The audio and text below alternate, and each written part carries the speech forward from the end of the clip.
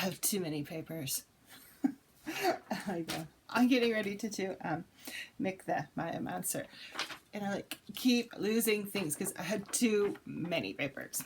And it's a sign I need less papers from Mick the Myomancer. I can't deal with that.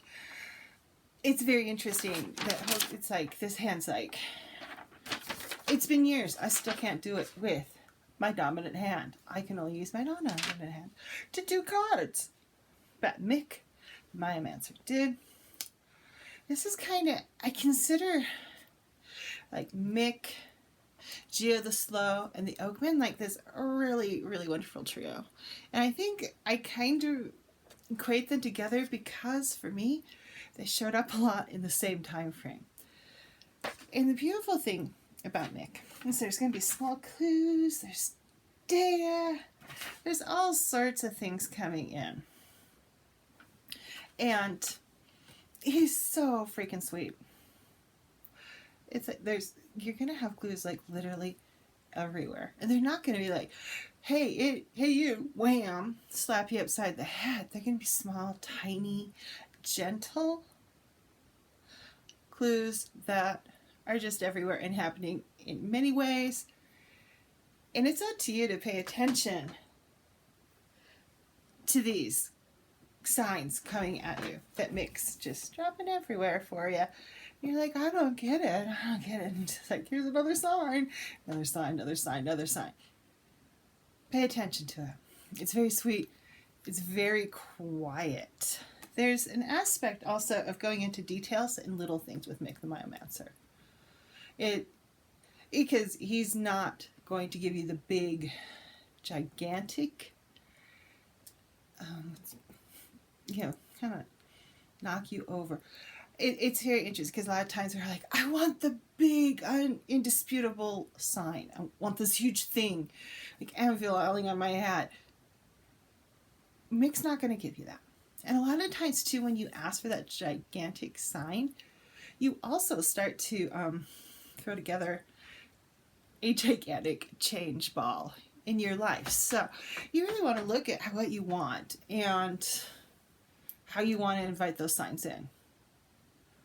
Frankly, I find the little signs are a lot more palatable and a lot more easier to digest than the big giant signs that you're wow, I just can't ignore that. And sometimes actually even the big giant signs that you can't ignore, when I heard Frigg said to me in a guy's voice as plain as day, painting runes in my room. That was a fairly big one because it was just I looked around I'm what the hell? Who would say Frigg? Not my mom, because she doesn't know who Frigg is. So that was, a big sign. Even though it's not one of the anvil ones. But that was pretty good and undisputable. These are going to be kind, soft, gentle things. You find a feather. What numbers have significant meaning for you that you like to use? This is a slow, steady, and observant energy. And I think that's part of the reason also why, for me, Mick the Myomancer gets lumped in with Geo the Slow and the Oakman, because they have a similar kind of very steady, slow progression that happens with them. They're not stopped, but the progression is very much one foot in front of the other, just keep going. You don't have to run to get there. And things like presence and awareness really help out with this guy. If you're not paying attention, if you're off somewhere else, I don't know, wherever it is that you go to, you're not going to see it. You're not going to find your signs if you're not paying attention. You do need to be aware and awake and present to know what's going on, because they will be literally everywhere. When this card's contradicted, you're going to ignore info. It's going to be that, not paying attention, basically.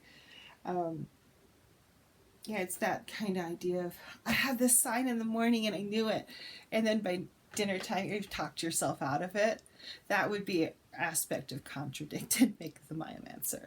Ignoring the signs, not wanting to see them, denying what's coming to you.